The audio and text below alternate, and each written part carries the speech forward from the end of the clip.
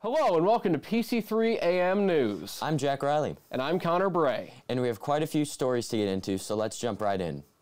First off today, we have some odd news for you. Flamingos have been popping up in some of the most unusual of places since being displaced by the recent hurricanes. Dozens of sightings have been reported from Texas to Florida and as far north as Pennsylvania in most states in between. According to Nate Swick, the American Birding Association's digital communications manager, that's a fairly common phenomenon for birds, but not for flamingos, he said.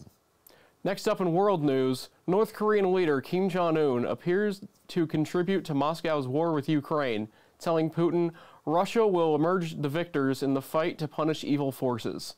When the two leaders met, many feared it would result in a fresh supply of weapons. The leaders assembled in Russia's Far East as both countries face international isolation over Moscow's invasion of Ukraine and North Korea's possession of nuclear weapons. In other news, scientists say climate change is most likely having an impact on rainfall and flooding, but understanding precisely what that relationship is can be tricky.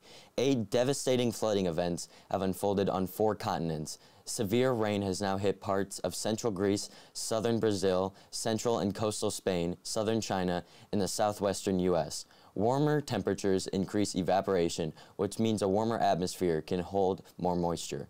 As a result, when storms can unleash more intense precipitation and thus can cause severe flooding. Earlier this week, a cruise ship carrying 206 passengers ran aground in a remote stretch of Greenland and could potentially be stuck there for days until help arrives. The tide was the main culprit of this mishap, pulling the ship away from its original path and causing it to be stuck. Luckily, there are no injuries or deaths, and the captain of the ship is optimistic that help will come soon.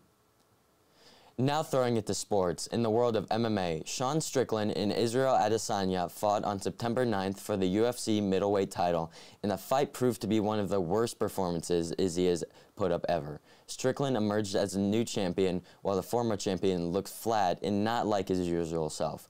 However, some experts argue that Izzy is deserving of an immediate rematch. Only time will tell if UFC President Dana White will sign the fight. Now let's end off on a fun note with our daily segment, Florida Man Follies. On today's episode, we return to Martin County, Florida, where we'll rewind to September 13th of 2015. On this day, a 29-year-old drug dealer named William Lamberson texted a man who he had believed was a client of his. However, instead of texting a client, he ended up texting a narcotics captain by the name of Captain Bergen. Bergen managed to get the man to incriminate himself via text message, and he was later arrested and charged with the possession of cocaine with intent to sell.